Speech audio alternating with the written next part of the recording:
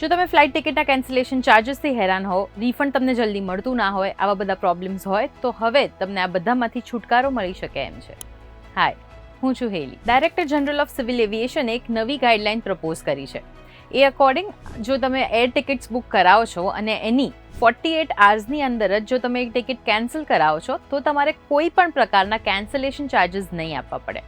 આ ટાઈમને look in window time કહેવાય છે. પણ એક કન્ડિશન છે, જો આવનાર 5 દિવસમાં તમારી ડોમેસ્ટિક ફ્લાઇટ હોય અથવા તો ઇન્ટરનેશનલ ફ્લાઇટ હોય 15 દિવસમાં, તો એની ઉપર આ જે ફ્રી કેન્સલેશન પોલિસી છે એ લાગુ નહીં પડે. અને પેસેન્જર્સને જો બુકિંગ કરાવ્યા પછીના 24 કલાકમાં એમના નામમાં કંઈ પ્રોબ્લેમ લાગે છે તો એ એરલાઇન્સવાળા પાસેથી ફ્રીમાં ચેન્જ કરાવી શકે છે. રિફંડ રૂલ્સમાં પણ ચેન્જીસ છે.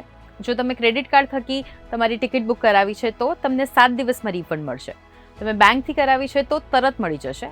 અને જો એજન્ટ થ્રુ અથવા તો તમે કોઈ પોર્ટલ થ્રુ કરાવી છે તો તમને રિફંડ 21 દિવસમાં મળશે. એરલાઇન્સે વેબસાઇટ ઉપર ક્લિયરલી મેન્શન કરવું પડશે કે કેન્સલેશન ચાર્જીસ કેટલા છે અને રિફંડ અમાઉન્ટ કેટલી છે. અને કેન્સલેશન ચાર્જીસ જે બેઝ ફેર છે એ અને ફ્યુલ સરચાર્જથી વધારે ના હોવા જોઈએ. અને આ બધા રૂલ્સ માટે પબ્લિક ફીડબેક લેવાઈ રહ્યો છે જે 30 નવેમ્બર સુધી આપણે આપી શકીએ છીએ. અને એના પછી DGCA ફાઇનલ પોલિસીનું અનાઉન્સમેન્ટ કરશે. અને આના માટે ફીડબેક તમે dgca.gov.in પર જઈને આપી શકો છો.